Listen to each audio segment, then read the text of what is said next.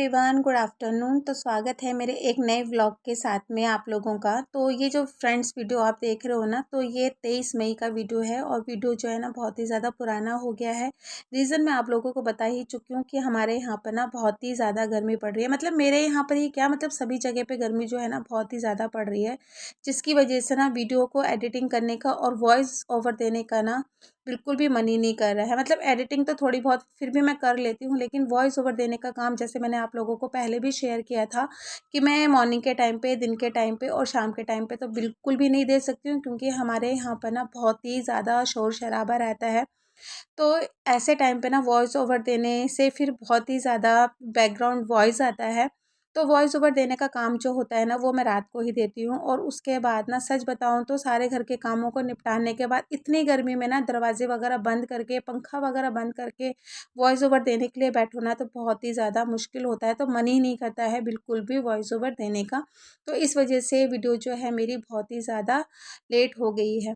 तो फ़िलहाल मैं किचन में आई थी खाना बनाने के लिए, और खाना जो था ना वो मेरा लेट ही बना था। करीब 1:30 या पौने 2 बजे के करीब मैं किचन में आई थी, क्योंकि इतनी ज़्यादा गर्मी हो रही है ना कि गर्मी की वजह से मतलब मन ही नहीं कर रहा था कुछ भी और काम करने का। तो एसी चलाकर बैठी हुई थी, और जब एसी चलाकर बैठते हैं ना तो फिर उसके बाद बाहर और कुछ भी काम करने का ना मन ही नहीं करता है। बस ऐसा लगता है कि बस एसी में ही बैठे रहे। लेकिन वही था कि बच्चों को स्कूल से आना था और खाना बना नहीं था।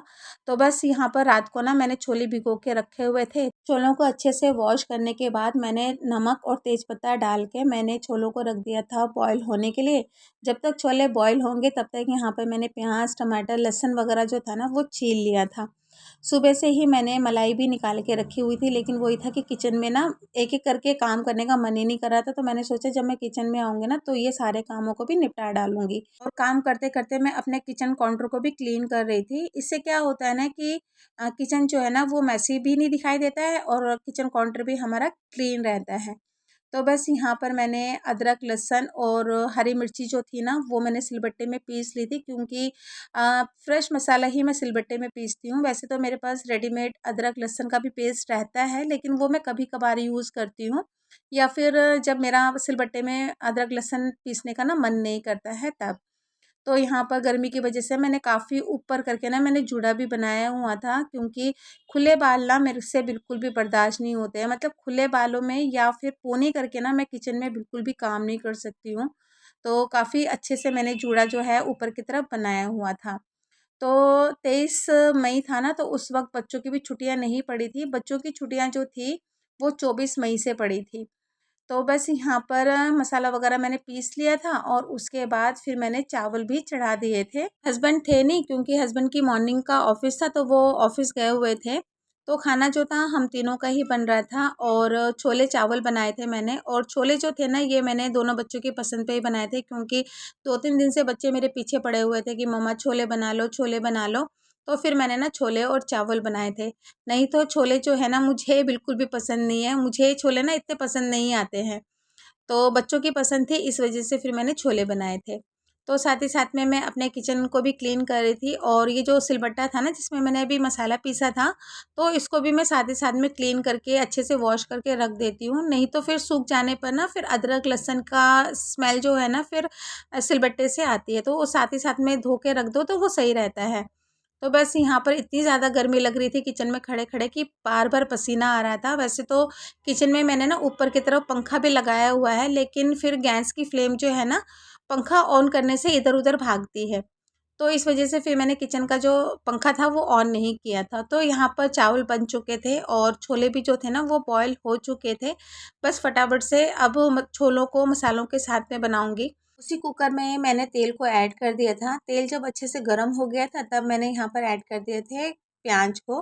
प्याज को अच्छे से भून लिया था, और जब प्याज अच्छे से भुन गया था ना तब मैंने यहाँ पर ऐड कर दिए थे अदरक, लहसुन और हरी मिर्ची का पेस्ट। अदरक, लहसुन, हरी मिर्ची के पेस्ट को भी अच्छे से मैंने प्याज के साथ में भूना, और उसके बाद फिर मैंने ऐड कर दिया था टमाटर को। टमाटर को जल्दी से सॉफ्ट होने के लिए मैंने ढक्कन लगा दिया था, ताकि टमाटर जो है वो जल्दी से सॉफ्ट हो जाए। जब टमाटर अच्छे से सॉफ्ट हो गए थे, गल गए थे, तब मैंने घर के बेसिक मसाले ऐड कर दिए थे, जैसे कि हल्दी पाउडर, ज़ीरा पाउडर और धनिया पाउडर, कश्मीरी लाल मिर्च पाउडर, लाल मिर्ची पाउडर और थोड़ा सा गरम मसाला, साथ में मैंने ऐड किए थे छोले मसाला। मेरे बच्चे जो हैं वो तीखा पसंद करते हैं, उसी हिसाब से मैंने मसाले ऐड किए थे। तो बस यहाँ पर मसालों को ऐड करने के बाद अच्छे से मसालों को मैंने भूना, और भूनने के बाद मैंने यहाँ पर ऐड कर दिए थे छोलों को। छोलों को भी अच्छे से मसालों के साथ में मैंने भूना, और भूनने के बाद यहाँ पर मैंने पानी को ऐड किया था। और पानी को ऐड करने के बाद फिर मैंने छोलों में बॉयल लगाया था, ताकि जितने भी मसाले हैं वो छोलों के अंदर तक ऑब्ज़र्व हो जाए। और छोलों को बॉयल होने के बाद मैंने यहाँ पर थोड़ा-सा गरम मसाला और ऐड किया था। मेरे पास हरा धनिया नहीं था, नहीं तो फिर मैं हरा धनिया भी ऐड करती। तो बस यहाँ पर छोले जो थे वो बन के तैयार हो गए थे, और ये रही मसालदानी जो कि मैंने लास्ट व्लॉग में धोया था, तो कितनी चमक रही है ना। तो साफ़-सुथरी चीज़ जो है वो किचन में अच्छी लगती है। तो बस यहाँ पर छोले बन चुके थे। उसके बाद मैं आ गई थी बाहर बालकनी में, क्योंकि बालकनी में ना मैंने ये जो वाटर जग था इसको मैंने मॉर्निंग में धो के रखा हुआ था धूप में। तो ये अच्छे से सूख गई थी, धूप अच्छे से इसमें लग गई थी, तब मैंने इसमें पानी को भर दिया था। तो इस वाटर जग में मैं सिर्फ़ 1 ट्रे आइस का ही डालती हूँ, ज़्यादा बर्फ़ मैं नहीं डालती हूँ। तो बस यहाँ पर वाटर जग जग था वो मैंने पानी से भर के रख दिया था। और इतने में ना बच्चे जो थे वो स्कूल से आ गए थे। जैसे कि मैंने आप लोगों को बताया था कि लेट खाना मैंने स्टार्ट किया था, तो खाना बनते-बनते ही बच्चे भी स्कूल से आ गए थे। तो बच्चों का मतलब उस दिन लास्ट डे था स्कूल में, मतलब बच्चों की छुट्टियां पड़ चुकी थी। मतलब जिस दिन का ये वीडियो है ना वो है 23 मई का वीडियो। 24 तारीख से बच्चों की छुट्टियां पड़ चुकी थी। तो यहाँ पर बच्चे जैसे ही आए, बच्चों ने अपनी स्कूल की ड्रेस ऐसे ही इधर-उधर फेंकी हुई थी। लंच बॉक्स निकाला, बच्चों का ड्रेस वगैरह जो था, बैग वगैरह था, वो सारा समेटा। इतने में बच्चे फिर नहाए-धोए, क्योंकि बच्चों को थोड़ा टाइम तो लगता ही है, बच्चे इतनी जल्दी से तो नहाते हैं नहीं।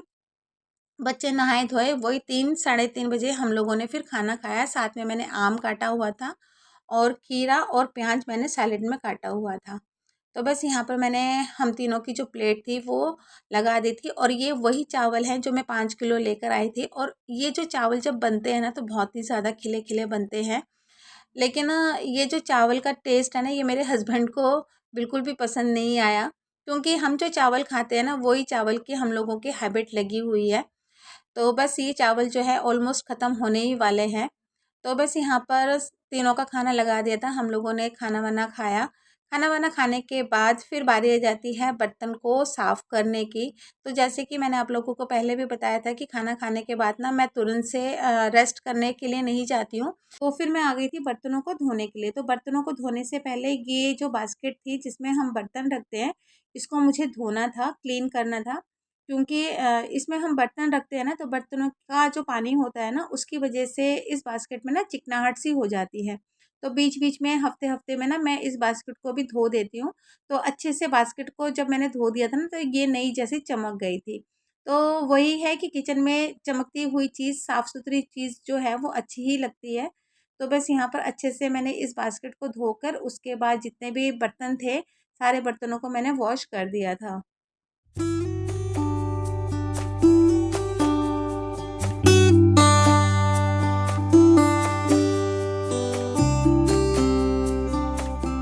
बर्तनों को धोने के बाद ये जो बास्केट आप देख रहे हो ना, तो ये फ्रिज के नीचे की बास्केट है जिसमें मैं आलू और प्याज रखती हूँ। तो ऊपर से तो ये साफ़ था, क्योंकि मैं हमेशा पेपर बिछा के ही इसमें आलू और प्याज रखती हूँ। लेकिन नीचे की तरफ से ना इसमें मुझे जाले से दिखाई दे रहे थे, तो मैंने सोचा कि अच्छे से मैं इस बास्केट को ना क्लीन कर देती हूँ। क्योंकि मॉर्निंग में मैंने आलू लिए थे, तो आलू अरेंज करने थे और साथ में मुझे प्याज भी अरेंज करने थे।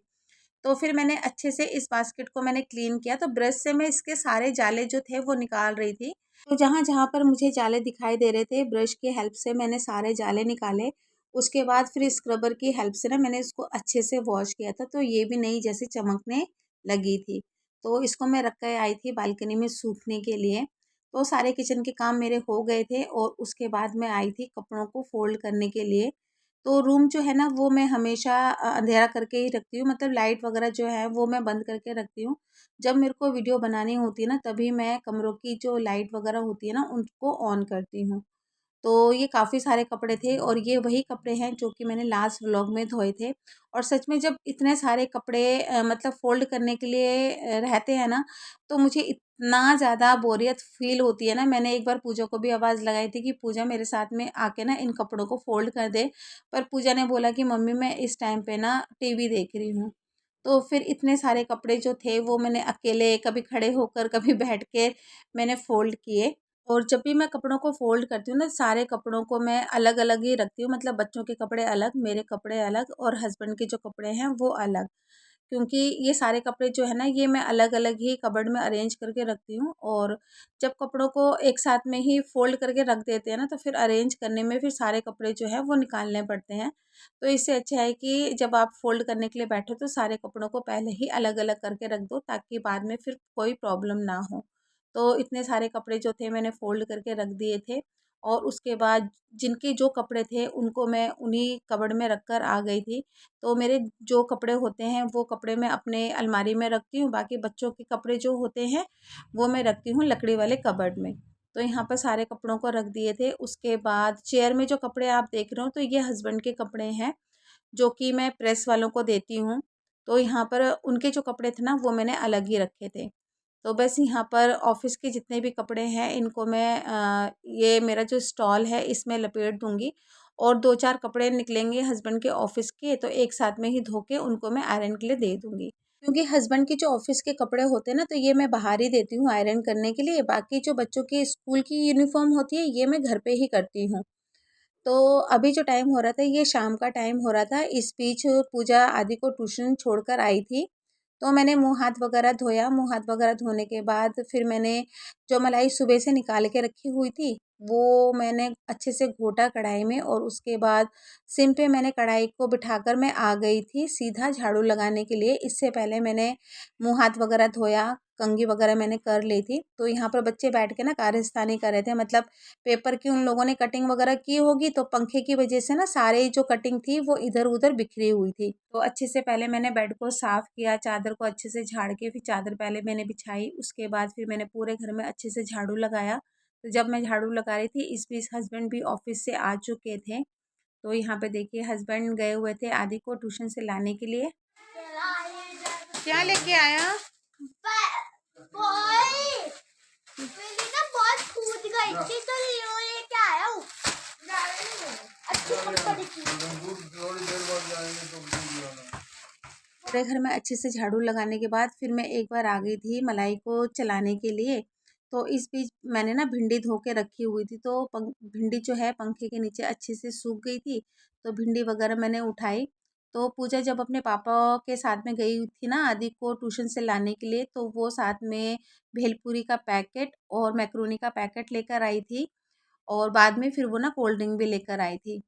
तो भेलपूरी वगैरह जो है वो मैंने बाद में बनाई थी। इससे पहले ये जो फ्रिज के नीचे की जो बास्केट है ना ये अच्छे से सूख गई थी, तो मैंने इसके ऊपर पहले पेपर लगाया। और उसके बाद आलू और प्याज को मैंने अरेंज कर दिया था। पेपर लगाने से क्या होता है ना कि जो भी आलू की मिट्टी वगैरह होती है, प्याज के छिलके वगैरह रहते हैं ना, ये पेपर के ऊपर रहते हैं, जिसकी वजह से नीचे की जो बास्केट है ना वो क्लीन रहती है। तो बस यहाँ पर मैंने आलू और प्याज जो थे वो मैंने अरेंज कर दिए थे। उसके बाद फिर मैंने भेलपूरी यहाँ पर बनाई थी। तो इस भेलपूरी की पूरी रेसिपी जो है ये मैंने शॉर्ट वीडियो में भी अपलोड कर रखी है। आप चाहो तो वहाँ से भी देख सकते हो। तो सबसे पहले इसमें मैंने जो फ्राई चिड़वे का मिक्सचर आता है ना, उसमें चना भी मिक्स रहता है वो ऐड किया था। उसके बाद भेलपूरी ऐड करके मैंने यहाँ पर प्याज, खीरा, टमाटर ऐड कर दिया था। 3 से 4 हरी मिर्ची ऐड करके मैंने यहाँ पर कुछ मसाले ऐड किए थे, जैसे कि लाल मिर्च पाउडर हो गया, थोड़ा सा काला नमक, थोड़ा सा वाइट नमक और थोड़ा सा यहाँ पे मैंने चाट मसाला भी ऐड किया था। अच्छे से सभी चीज़ों को मिला दिया था। तो मतलब सिंपल सी ही मैंने भेलपूरी बनाई थी, लेकिन चटपटी भेलपूरी बनाई थी। और शाम के टाइम पे बच्चों को भूख लग जाती है, हस्बैंड को भूख लग जाती है ना, तो ये रेसिपी जो है बहुत ही ज़्यादा अच्छी रेसिपी है। तो आप चाहो तो इसमें फ्राई किए हुए काजू और फ्राई किए हुए मूंगफली भी ऐड कर सकते हो, उससे भी बहुत अच्छा टेस्ट आता है इस भेलपूरी का। तो यहाँ पर हमने भेलपूरी एंजॉय किया था ठंडी ठंडी कोल्ड ड्रिंक के साथ में, क्योंकि गर्मी के टाइम पे ना मतलब चाय वगैरह पीने का मन नहीं करता, तो ऐसा लगता है कि कुछ ठंडी ठंडी चीज़ जो है ना वो पी जाए। उसके बाद बच्चे जो थे अपने पापा के साथ नई बॉल के साथ एंजॉय कर रहे थे।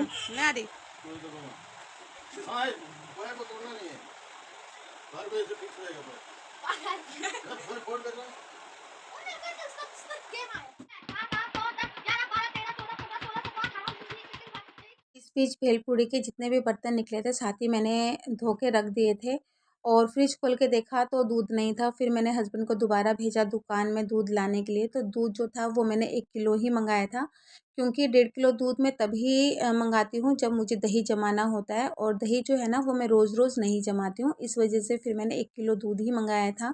बस दूध को भी मैंने रख दिया था गर्म होने के लिए, और साथ ही साथ में मैंने ना आटा भी गूँथ के रखा हुआ था। तो फटाफट से फिर मैंने ना रोटियां भी बना ली थी, क्योंकि गर्मी में ना जितनी जल्दी किचन का काम ख़त्म हो जाए उतना ही सही है। कि इस बीच ना मैं कभी कभार बीच बीच में वीडियो की जो एडिटिंग है ना वो भी कर लेती हूँ। तो बस मैंने रोटियां वगैरह बना ली थी, और उसके बाद मैंने साथ ही साथ में मैंने अपना किचन वगैरह भी जो था वो क्लीन कर लिया था। और अब रह गया था सिर्फ खाना खाने का काम, और खाना खाने के बाद बर्तन धोने का काम, तो वो तो बाद में करूँगी। तो इसी के साथ ही मैं अपने वीडियो का भी एंड करूँगी। अगर वीडियो अच्छा लगे तो प्लीज़ मेरी वीडियो को लाइक ज़रूर कीजिएगा। लाइक करके सब्सक्राइब का बटन ज़रूर दबा दीजिएगा। फिर मैं मिलती हूँ आपको नई वीडियो के साथ में, नए ब्लॉग के साथ में। तब तक के लिए bye bye and take care.